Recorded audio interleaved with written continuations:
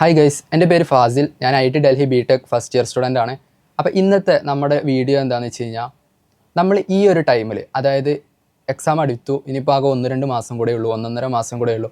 ഈ ഒരു ടൈമിൽ നമ്മൾ ചെയ്യാൻ പാടില്ലാത്ത കാര്യങ്ങളെക്കുറിച്ചാണ് ഇന്ന് നമ്മൾ വീഡിയോയിൽ ഡിസ്കസ് ചെയ്യാൻ വേണ്ടി പോകുന്നത്.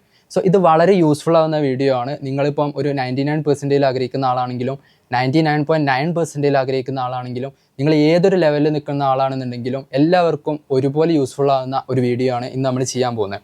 സോ നമുക്ക് വീഡിയോയിലോട്ട് കിടക്കാം. ആദ്യം തന്നെ എനിക്ക് പറയാനുള്ളത് സ്റ്റാർട്ടിങ് ന്യൂ ടോപ്പിക്സ്. നമ്മൾ പുതിയൊരു ടോപ്പിക്ക് തുടങ്ങുന്നതിനെ കുറിച്ചാണ്.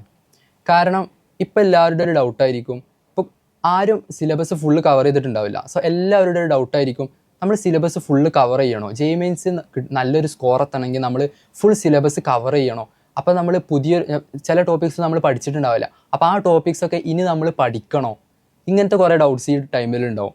ലൈക്ക് ഇപ്പോൾ ചില ആളുകൾക്ക് എന്താ പറയുക, എൻ്റെ ഒക്കെ ഒരു ടൈമിൽ ഞാൻ ഇൻ്റഗ്രേഷൻ എനിക്ക് കുറച്ച് ഡിഫിക്കൽട്ടായിരുന്നു. സോ ഞാൻ ഇൻ്റഗ്രേഷനൊക്കെ ലാസ്റ്റിലോട്ട് ഇങ്ങനെ വെച്ച് ലാസ്റ്റ് എന്ത് ചെയ്തു, ഇൻ്റഗ്രേഷന് ഞാൻ പഠിച്ചിട്ടുണ്ടായിരുന്നില്ല. സോ എൻ്റെ ഒരു ഡൗട്ടായിരുന്നു, ഇൻ്റഗ്രേഷൻ പഠിക്കണോ? ഇനിയിപ്പോൾ ഒരു ഡിസംബർ നമുക്കറിയാം 1.5 മാസമേ ഉള്ളൂ.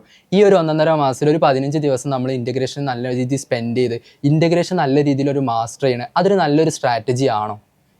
അതായിരുന്നു എൻ്റെ ഒരു ഡൗട്ട്. അപ്പോൾ ഇത് പല ആളുകൾക്കുള്ള ഡൗട്ടായിരിക്കും. നിങ്ങൾക്ക് ഇൻ്റഗ്രേഷൻ ആവില്ല, ചിലപ്പോൾ വേറെ ഏതെങ്കിലും ടോപ്പിക്സ് ആവും, വേറെ ഏതെങ്കിലും ഇപ്പോൾ കെമിസ്ട്രിയിൽ ഇപ്പോൾ ചില ആളുകൾക്ക് ഇക്വിലിബ്രിയൊക്കെ ചില ഇതുണ്ടാവും. അപ്പോൾ അങ്ങനത്തെ പല ടോപ്പിക്സുകളിൽ ചിലപ്പോൾ നിങ്ങളൊരു വീക്കാവും, അല്ലെങ്കിൽ നിങ്ങൾ തുടങ്ങിയിട്ടുണ്ടാവില്ല. സോ അങ്ങനത്തെ ഒരു എൻറ്റയർലി ഡിഫറെൻറ്റ് ടോപ്പിക്കുകൾ നിങ്ങൾ പഠിക്കണോ എന്നുള്ളതിനെ കുറിച്ചിട്ടാണ് നമ്മളിന്ന് ഡിസ്കസ് ചെയ്യാൻ പോകുന്നത്.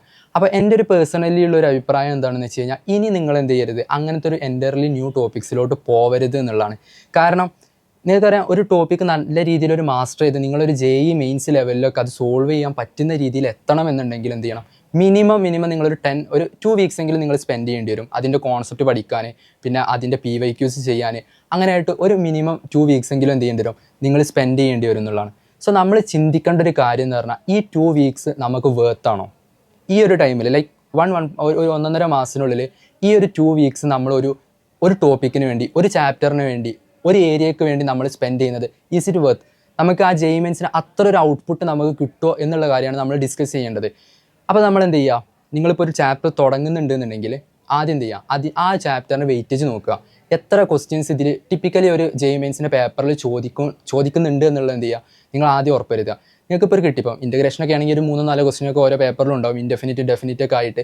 ഇനി ഇപ്പോൾ നിങ്ങൾ മറ്റുള്ള ഇപ്പോൾ ഏരിയ അണ്ടർ കർവ്സിലൊക്കെ എന്തുണ്ടാവും, ചിലപ്പോൾ ഇൻ്റഗ്രേഷൻ്റെ യൂസ് വരും. അപ്പോൾ അങ്ങനെയൊക്കെ നോക്കുമ്പോൾ നിങ്ങൾക്ക് ഒരു 4-5 ക്വസ്റ്റ്യൻസ് നിങ്ങൾക്ക് എന്ത് ചെയ്യാം, ഇൻ്റഗ്രേഷനിൽ പ്രതീക്ഷിക്കാം ഓരോ പേപ്പറിലും.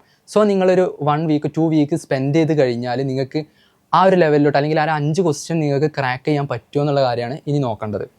പക്ഷേ അതിൻ്റെ കൂടെ നിങ്ങൾ വേറൊരു കാര്യം നോക്കണം.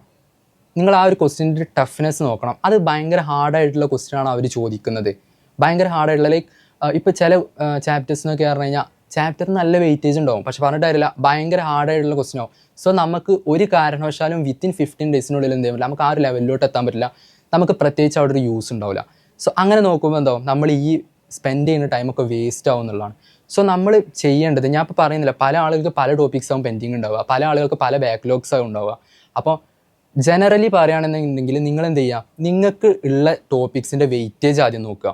ഈ ഒരു എന്നിട്ട് നിങ്ങളൊരു സ്പെൻഡ് ചെയ്യുന്നൊരു ടൈം നോക്കുക. ലൈക്ക് 2 വീക്സ് ആണോ 3 വീക്സ് ആണോ നിങ്ങൾ സ്പെൻഡ് ചെയ്യുന്നത്, ആ ഒരു ടൈം സ്പെൻഡ് ചെയ്ത് കഴിഞ്ഞാൽ നിങ്ങൾക്ക് ആ ഒരു ലെവലിലോട്ട് എത്താൻ പറ്റും എന്നുള്ളൊരു കോൺഫിഡൻസ് ഉണ്ട് എന്നുണ്ടെങ്കിലും, അതേപോലെ അത്ര ഒരു വെയിറ്റേജ് നിങ്ങൾക്ക് എക്സാമിൽ നിങ്ങൾക്ക് എന്താ ഔട്ട്പുട്ട് നിങ്ങൾക്ക് കിട്ടും എന്നുണ്ടെങ്കിലും മാത്രം എന്ത് ചെയ്യുക, നിങ്ങൾ പുതിയൊരു ടോപ്പിക്കിലോട്ട് പോകുക. ആൻഡ് എൻ്റെ ഒരു പേഴ്സണലി കാര്യം, ഇനിയുള്ളൊരു ടൈമിൽ അങ്ങനത്തെ ഒരു സ്കോപ്പ് ഇല്ല. ബട്ട് ഇൻ കേസ് നിങ്ങൾക്ക് എന്താ അങ്ങനത്തെ ഒരു ടോപ്പിക്സ് പഠിക്കാൻ ആഗ്രഹം ഉണ്ടെന്നുണ്ടെങ്കിൽ നിങ്ങൾ അത്രയും സ്ട്രാറ്റജിക്കലി ആയിട്ട് മാത്രം എന്ത് ചെയ്യുക, ആലോചിച്ചിട്ട് ചെയ്യണം എന്നുള്ളതാണ്. കാരണം എൻ്റെ ഒരു അഭിപ്രായത്തിൽ ഇനിയുള്ള ടൈമിൽ എന്ത് ചെയ്യുക, PYQs ആൻഡ് മോക്ക് ടെസ്റ്റിലാണ് നമ്മൾ എന്ത് ചെയ്യേണ്ടത്, മാക്സിമം ടൈം സ്പെൻഡ് ചെയ്യേണ്ടത്. പക്ഷേ ഇൻ കേസ് നിങ്ങൾക്കൊരു പഠിക്കാനുണ്ടെങ്കിൽ ഒരു ടോപ്പിക്കൊക്കെ വേണമെങ്കിൽ പഠിക്കാനുള്ള ഒരു സ്കോപ്പൊക്കെ എന്തുണ്ട് ഇനിയുള്ള ടൈമിലുണ്ട്. സോ അതൊക്കെ എന്ത് ചെയ്യുക, നിങ്ങൾ ആ ഒരു സ്ട്രാറ്റജിക്കലി ഉള്ള രീതിയിൽ എന്ത് ചെയ്യുക എന്നുള്ളത്. നിങ്ങൾ റാൻഡമായിട്ട് ഇൻ്റഗ്രേഷൻ പഠിച്ചിട്ടില്ല, എന്നാൽ പിന്നെ ഇൻ്റഗ്രേഷൻ പഠിക്കാം എന്നുള്ള രീതിയിലാണ് അത് കഴിഞ്ഞല്ലോ, ആ ഒരു മെൻറ്റാലിറ്റിയിലേ നിൽക്കരുത്. 1.5 മാസമേ ഉള്ളൂ. ആ 1.5 മാസത്തിൽ നിങ്ങൾക്ക് അറിയാം, ഒരുപാട് മോക്ക് ടെസ്റ്റ് ചെയ്താനുള്ളതാണ്, അത് അനലൈസ് ചെയ്യാനുള്ളതാണ്. അതിൻ്റെ ഇടയിൽ നിങ്ങൾക്ക് മെയിൻ മോക്ക് ടെസ്റ്റ് ചെയ്താനുള്ളതാണ്, ആ റിവിഷൻ കുറേ ചെയ്യാനുണ്ട്. ഇതൊക്കെ നിങ്ങൾ എന്ത് ചെയ്യും, ഓരോ ടൈം സ്ലോട്ടിൽ ഇങ്ങനെ വെച്ച് വരണം. എന്നിട്ട് നിങ്ങൾ നോക്കണം. ലൈക്ക് ഈ ഒരു 2 വീക്സ് ഇത്രയും ഈ മോക്ക് ടെസ്റ്റും റിവിഷനേക്കാളൊക്കെ ഒരു ഇമ്പോർട്ടൻ്റ് ആണോ പുതിയൊരു ചാപ്റ്റർ പഠിക്കുന്നത് എന്നുള്ളത് എന്ത് ചെയ്യണം, നിങ്ങൾ ഐഡൻറ്റിഫൈ ചെയ്യണം. അതിനനുസരിച്ചിട്ട് നിങ്ങൾ തന്നെ സ്വയം എന്ത് ചെയ്യണം, അത് സ്വയം വർത്താണോ എന്നുള്ള കാര്യം എന്ത് ചെയ്യണം, ചെക്ക് ചെയ്യണം എന്നുള്ളതാണ്. അപ്പോൾ അതാണ് ഒന്നാമത്തെ ഒരു കാര്യം. ഓക്കെ, ഇനി രണ്ടാമത്തെ ഒരു വളരെ ഇമ്പോർട്ടൻ്റ് ആയിട്ടുള്ളൊരു കാര്യമാണ് മോക്ക് ടെസ്റ്റുകൾ. ഒരുപാട് മോക്ക് ടെസ്റ്റുകൾ എഴുതിയതുകൊണ്ട് പ്രത്യേകിച്ച് വല്ല ഉപകാരമുണ്ടോ? ലൈക്ക് ഇന്നൊരു മോക്ക് ടെസ്റ്റ് ചെയ്താൽ നാളെ ഒരു മോക്ക് ടെസ്റ്റ് ചെയ്താൽ മറ്റന്നാളൊരു ഒരുപാട് മോക്ക് ടെസ്റ്റുകൾ ഇങ്ങനെ എഴുതി അതുകൊണ്ട് പ്രത്യേകിച്ച് എന്തെങ്കിലും ഉപകാരമുണ്ടോ, നമുക്ക് എന്തെങ്കിലും ഇമ്പ്രൂവ്മെൻറ്റ്സ് ഉണ്ടാവുമോ എന്നുള്ളതാണ് എൻ്റെ ഒരു അഭിപ്രായത്തിൽ. അല്ലെങ്കിൽ ഞാനിപ്പോൾ എൻ്റെ ഒരു പേഴ്സണലി ഉള്ള എനിക്ക് എൻ്റെ എക്സ്പീരിയൻസ് അത് വെച്ചിട്ടാണ് ഞാൻ പറയുന്നത്. അങ്ങനെ നമ്മൾ മോക്ക് ടെസ്റ്റുകൾ മാത്രം എഴുതി കഴിഞ്ഞാൽ എന്ത് ചെയ്യില്ല, നമുക്കൊരു ഇമ്പ്രൂവ്മെൻറ്റ്സ് ഉണ്ടാവില്ല എന്നുള്ളതാണ്. മോക്ക് ടെസ്റ്റുകൾ അനലൈസ് ചെയ്യുമ്പോൾ മാത്രമേ എന്ത് ചെയ്യുള്ളൂ, നമുക്ക് ഇമ്പ്രൂവ്മെൻറ്റ്സ് ഉണ്ടാവുള്ളൂ. കാരണം മോക്ക് ടെസ്റ്റുകൾ എഴുതി നമുക്ക് നമ്മുടെ ഒരു ലെവൽ അറിഞ്ഞു എന്നുള്ളതിനപ്പുറത്തേക്ക് ഇമ്പ്രൂവ്മെൻറ്റ്സ് വരൽ നമുക്ക് എന്ത് ചെയ്യുക, മോക്ക് ടെസ്റ്റ് അനലൈസ് ചെയ്യുമ്പോഴാണ്. അപ്പോൾ ഞാൻ സജസ്റ്റ് ചെയ്യുന്ന അല്ലെങ്കിൽ കോമൺ ആയിട്ട് എല്ലാവരും യൂസ് ചെയ്യുന്ന ഒരു മെത്തേഡ് എന്ന് പറഞ്ഞു കഴിഞ്ഞാൽ, നമ്മൾ ഒരു ദിവസം മോക്ക് ടെസ്റ്റ് എഴുതുക. ലൈക്ക് നിങ്ങളൊരു വീക്കിലി ഒരു 2 മോക്ക് ടെസ്റ്റ് ചെയ്താണ് എന്ത് ചെയ്യേണ്ടത്, ആ ഒരു ഫ്രീക്വൻസിയിൽ എഴുതി കഴിഞ്ഞാൽ തന്നെ അത് വളരെ നല്ല എമൗണ്ടാണ്. ലൈക്ക് നിങ്ങൾ 2 മോക്ക് ടെസ്റ്റൊക്കെ വീക്കിലി എഴുതുക പറഞ്ഞാൽ നല്ല സംഭവമാണ്. അപ്പോൾ നിങ്ങൾ ഒരു ദിവസം എന്ത് ചെയ്യുക, എല്ലാ ദിവസവും ഒരു സ്പെസിഫിക് ടൈം സ്ലോട്ട്, ഒരു 3 hour ടൈം സ്ലോട്ട് എന്ത് ചെയ്യുക, നിങ്ങൾ മോക്ക് ടെസ്റ്റ് എഴുതാനും അത് അനലൈസ് ചെയ്യാനും, അതേപോലെ അതിലുള്ള മോക്ക് ടെസ്റ്റുകളിലൂടെ നിങ്ങൾക്ക് കുറേ പുതിയ പുതിയ കോൺസെപ്റ്റുകൾ, നിങ്ങൾ മിസ് ഔട്ട് ചെയ്ത കോൺസെപ്റ്റുകളൊക്കെ നിങ്ങൾക്ക് കിട്ടും. ആ കോൺസെപ്റ്റുകളൊക്കെ ഐഡൻറ്റിഫൈ ചെയ്ത് അത് പഠിക്കാനൊക്കെ ആയിട്ട് നിങ്ങൾ എല്ലാ ദിവസവും ഒരു 3 hour സ്ലോട്ട് കാണുക. അതിപ്പം +2ൻ്റെ കൂടെ എഴുതുന്നവരാണെന്നുണ്ടെങ്കിൽ അവർക്ക് എന്താ ഇപ്പോൾ ഉച്ചക്കൊന്നും എഴുതാൻ പറ്റില്ല, അവർക്ക് ഈവനിങ്ങിലൊക്കെ ആ സ്ലോട്ട് കാണേണ്ടി വരും എന്നുള്ളതാണ്. ബട്ട് നിങ്ങൾ റിപ്പീറ്ററൊക്കെ ആണെന്നുണ്ടെങ്കിൽ എന്ത് ചെയ്യുക, നിങ്ങൾ എക്സാം നടക്കുന്ന ടൈമിലുണ്ടല്ലോ, ലൈക്ക് ഉച്ചക്കാണല്ലോ നോർമലി എക്സാം നടക്കാറ്.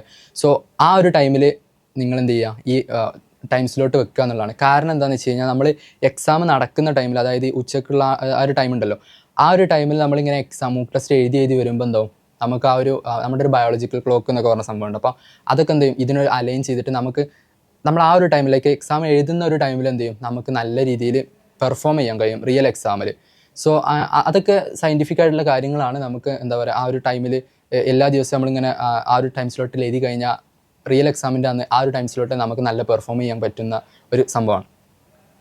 അപ്പോൾ ഞാൻ പറയുന്നത് വെച്ചാൽ, നിങ്ങൾ ഒരു ദിവസം ഒരു 3 hourൻ്റെ ഒരു മോക്ക് ടെസ്റ്റ് എഴുതുക.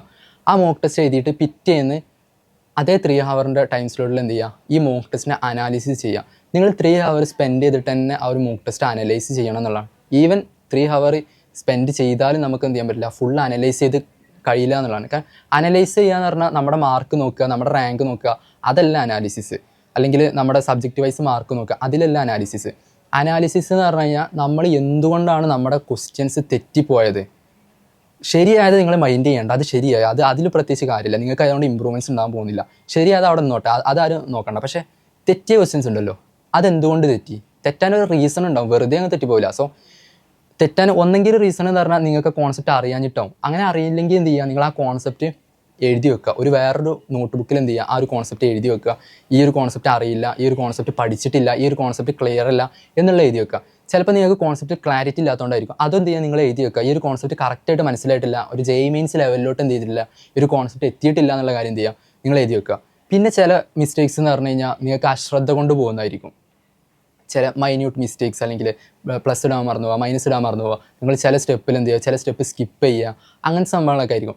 അത് നിങ്ങൾ എന്ത് ചെയ്യുക, നോട്ട് ചെയ്യുക, നിങ്ങൾ മനസ്സിലാക്കുക, യെസ് ഞാൻ ഇങ്ങനത്തെ എന്താ പറയുക മിസ്റ്റേക്സ് വരുത്തുന്നുണ്ട് എന്നൊരു സെൽഫ് അവയർനെസ് നിങ്ങൾക്ക് ഉണ്ടായി കഴിഞ്ഞാൽ, നിങ്ങൾ നെക്സ്റ്റ് എക്സാമിൽ എന്ത് ചെയ്യും, നിങ്ങൾ അതിങ്ങനെ കുറഞ്ഞു വരും. സോ നിങ്ങൾ എന്ത് ചെയ്യുക, ആ ഒരു സെൽഫ് അവയർനെസ് ഉണ്ടാക്കുക. ഇങ്ങനത്തെ മിസ്റ്റേക്സ് ഞാൻ വരുത്തുന്നുണ്ട്, ഈ ഒരു സ്റ്റെപ്പുകളൊക്കെ ഞാൻ യൂഷ്വലി മിസ് ചെയ്യുന്നുണ്ട്. അപ്പോൾ ആ ഒരു സ്റ്റെപ്പുകളൊക്കെ എത്തുന്ന സമയത്ത് എന്ത് ചെയ്യുക, നിങ്ങൾ കുറച്ചുകൂടി ശ്രദ്ധിക്കുക നെക്സ്റ്റ് മോക്ക് ടെസ്റ്റ് ചെയ്യുന്ന സമയത്ത്.